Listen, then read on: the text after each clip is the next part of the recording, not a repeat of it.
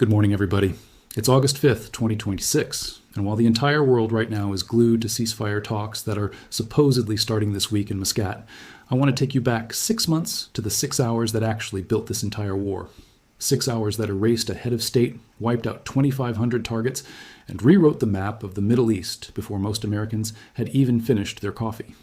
This is the story of the largest single strike the United States has launched on Iran, and how it changed everything in just hours. Before we get into the play-by-play, here's where we're headed today. We're going to break down the exact timeline of that opening night, the aircraft and munitions that made it possible, the deception tricks that kept Iran completely blind, the retaliation that followed.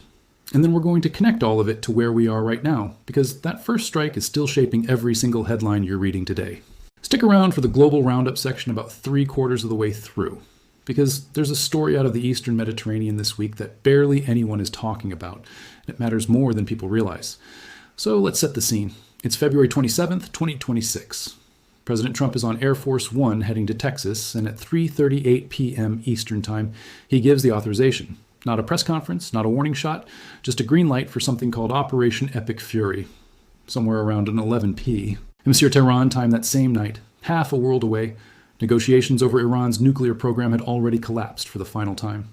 Iran had spent weeks stalling in those talks, dragging out every session, and Washington had spent those same weeks quietly building the largest military presence in the Middle East since the 2003 invasion of Iraq. 40,000 troops, multiple carrier strike groups, stealth aircraft staged and fueled and ready. Everybody in the region could feel something was coming, but almost nobody knew exactly when, and that uncertainty is exactly how the Pentagon wanted it. Because the entire success of an operation like this hinges on one single variable: does the enemy know it's coming? And if the answer is no, you've already won half the fight before a single missile leaves the rail. At around 9:45 the next morning, February 28th, the skies over Iran lit up. This wasn't a pinprick strike, and it wasn't a message. It was the opening salvo of a full-scale war.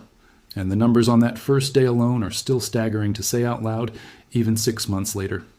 Over 2,500 Iranian military and government facilities were hit almost simultaneously. Think about that for a second. Not over a week, not over a month. Simultaneously. Tehran, Isfahan, Qom, Karaj, Kermanshah, Tabriz all lit up in broad daylight at the same time, which tells you everything about how confident American and Israeli planners were that Iranian air defense had already been mapped, targeted, and was about to be neutralized before it could even fully react. You don't hit 6 major cities at once unless you're supremely confident in your targeting data.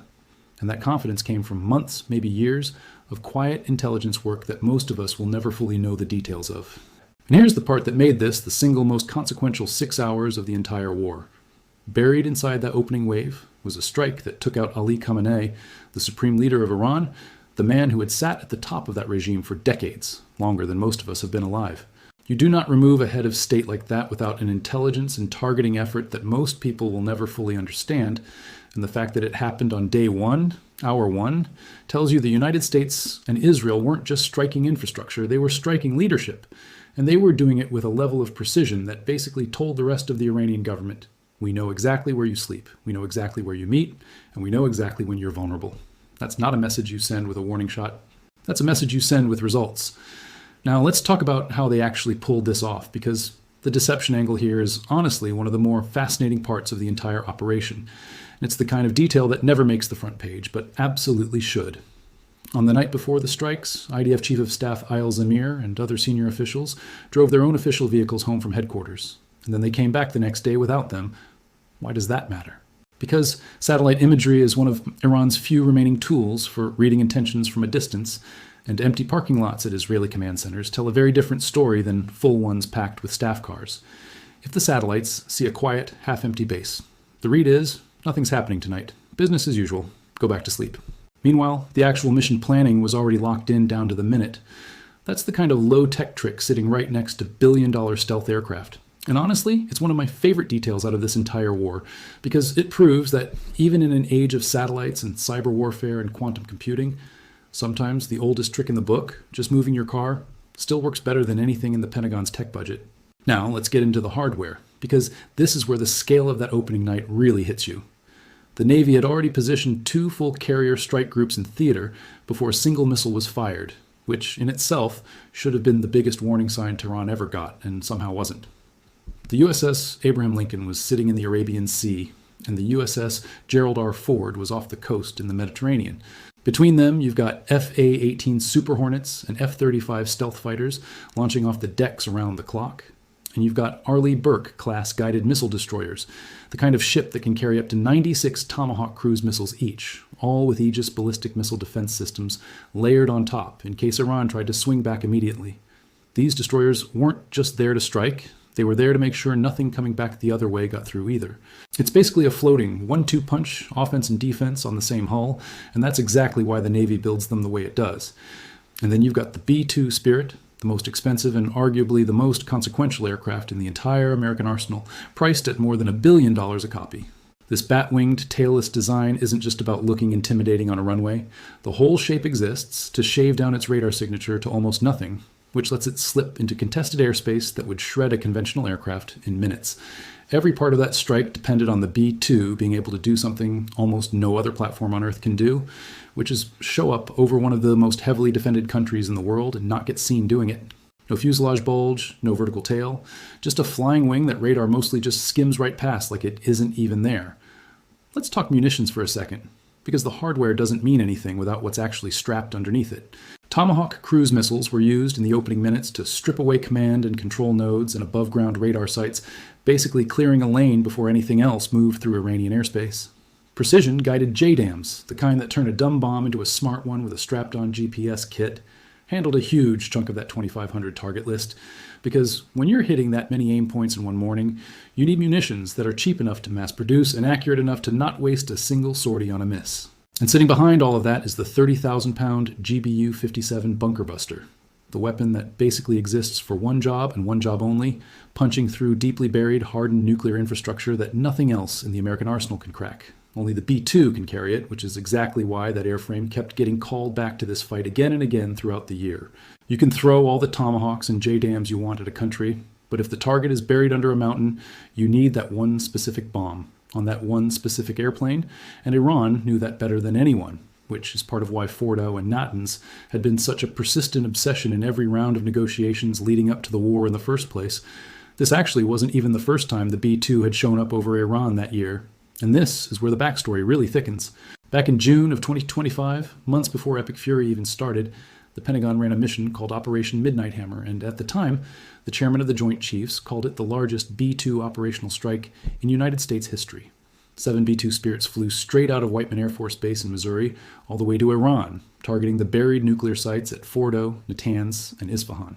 Another group of B-2s flew the opposite direction entirely, out over the Pacific toward Guam, purely as decoys, just to bait anybody watching flight trackers into looking the wrong way while the real strike package snuck east. That real package flew nearly 18 hours one way, refueling multiple times over the Atlantic and the Mediterranean, before linking up with fighter escorts in the Middle East, for what officials called a complex, tightly timed maneuver. The submarine also fired more than 24 Tomahawks in the opening minutes of that mission alone, just to soften the air picture before the bombers even crossed into Iranian airspace.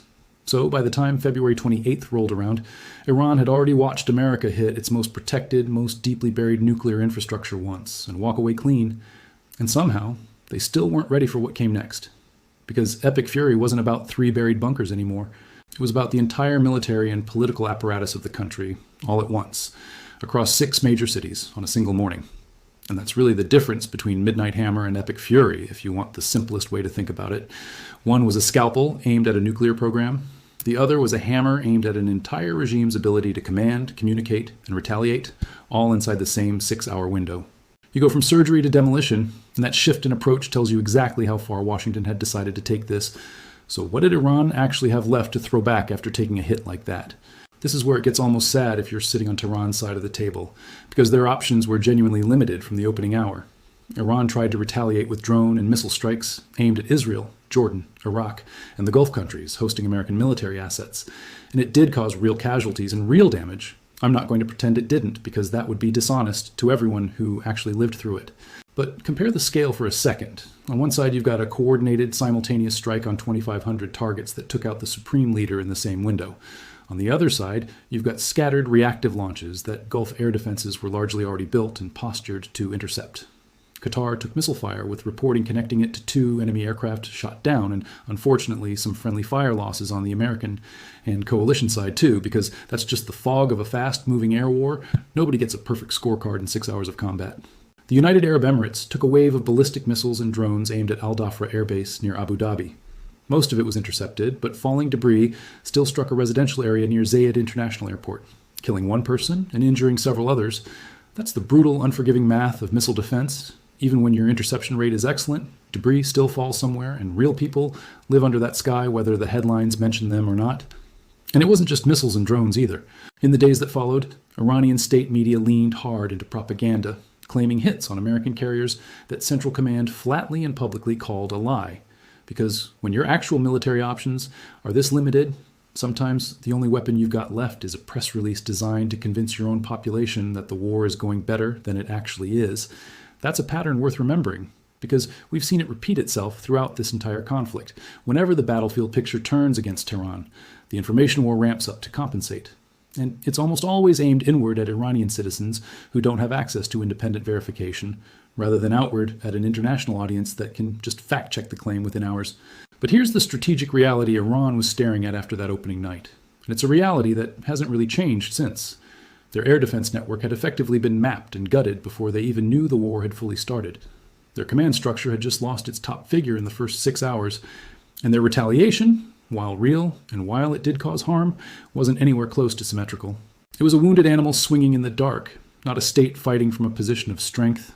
And I think that distinction matters, because a lot of people online like to frame this war as some kind of even matchup, where both sides are just trading blows. That's not what the data shows. That's not even close to what the data shows.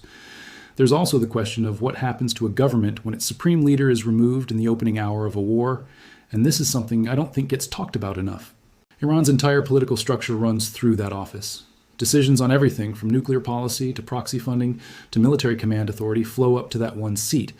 And when you remove the person sitting in it during hour 1 of a 6-hour strike, you're not just killing a man, you're creating a vacuum that the rest of the regime has to scramble to fill while missiles are still in the air.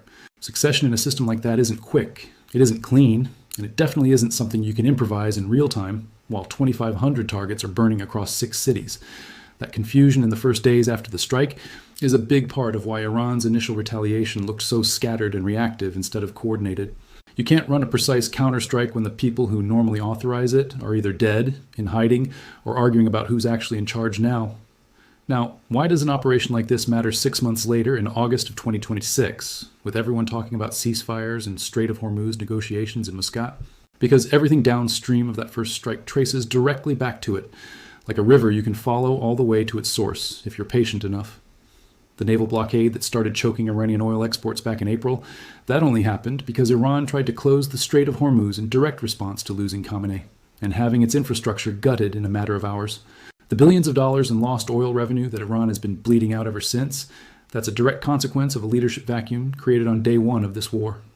The proxy escalation we've seen build through the spring and summer, the man-pad smuggling attempts through Chinese shell companies, the drone strikes on shipping in the Gulf, the water utility hacks that hit more than 30 community systems out in Minnesota, all of that is what happens when a regime that just lost its command and control in a single morning can no longer fight you head-on in the open. So it goes underground and gets creative instead. It's the same pattern every time a conventional force gets outclassed this badly, this fast. You can't win in the open, so you start fighting in the shadows. And Iran has been fighting almost entirely in the shadows ever since February.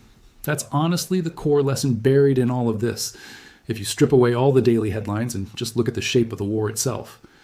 When you take out a government's ability to see, command, and coordinate in the span of a few hours, you don't end the conflict. You just change its shape entirely. Iran didn't stop fighting after February 28th.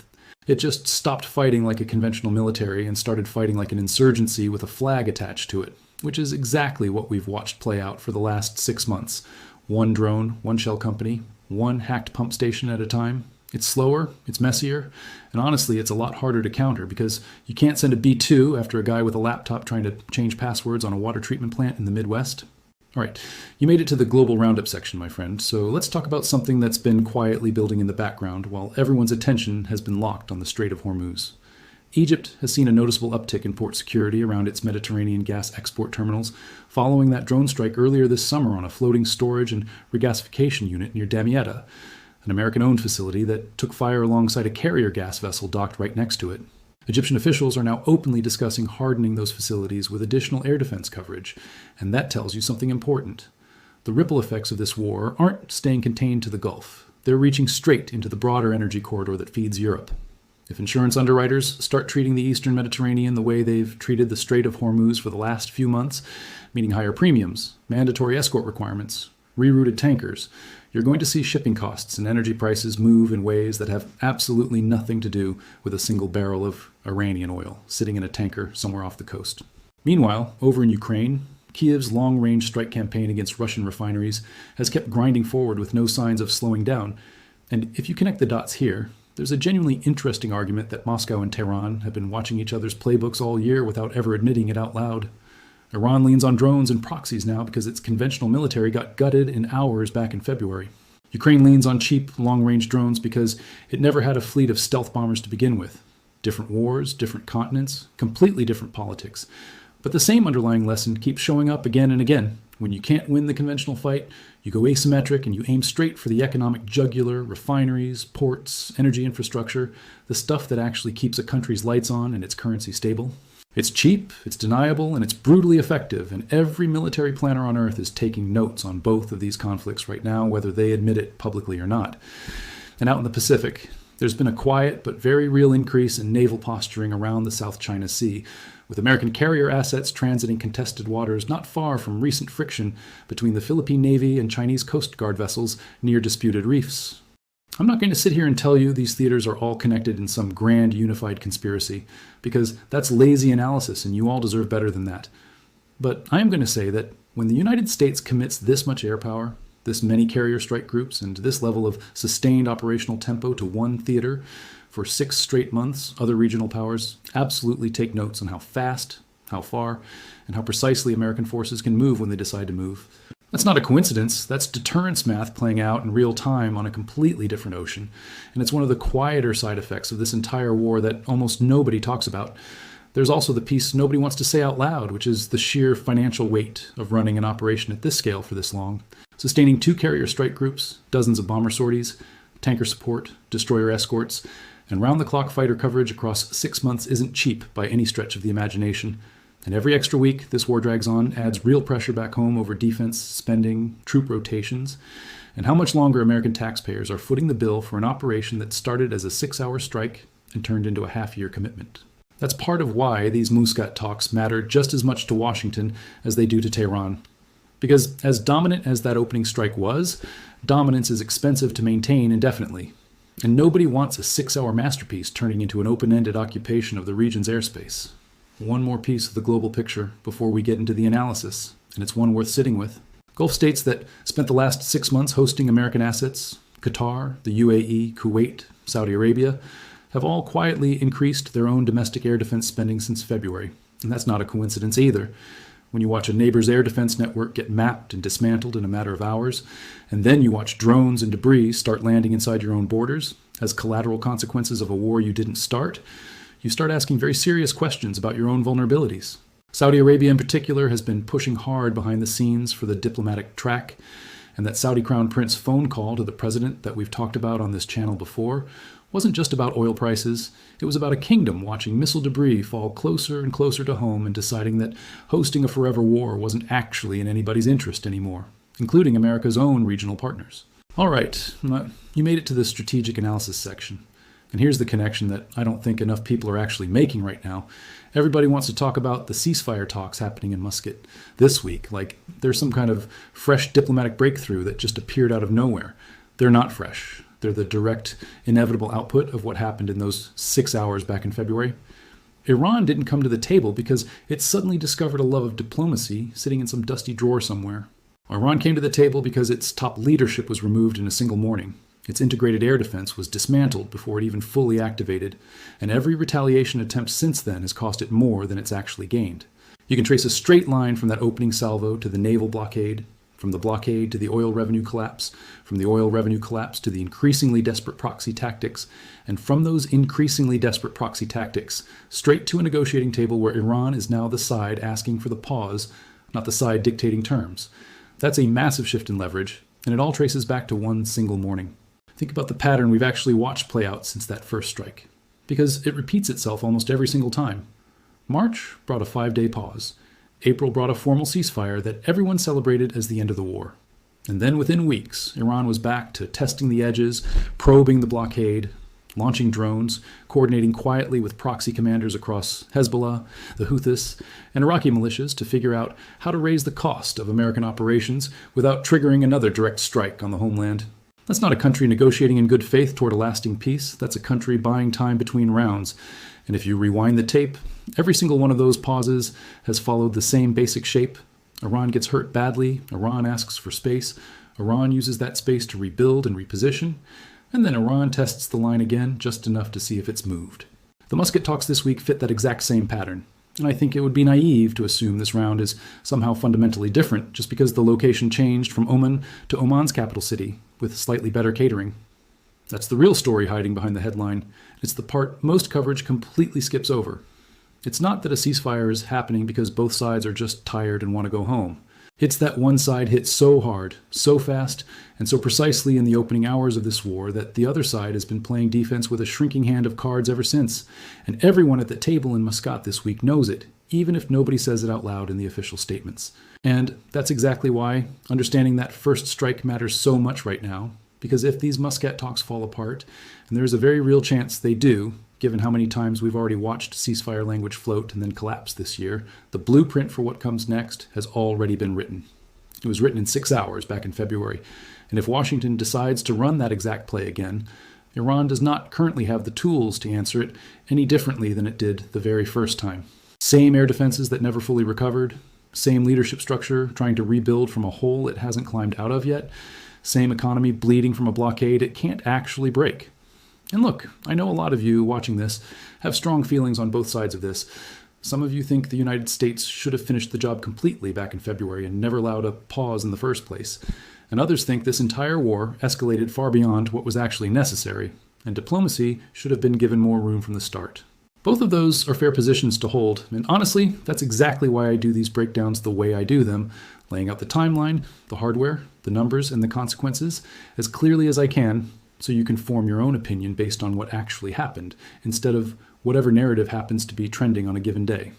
War is messy, the information around it is messier, and 6 hours that reshape an entire region deserve more than a headline and a scroll past. So here's what I want to know from you. Do you think these ceasefire talks in Muscat actually hold this time? Or do you think we're looking at another temporary pause before the next escalation kicks off? Do you think Iran has any real leverage left at that table? Or is this purely diplomatic theater while the blockade keeps quietly draining them financially in the background?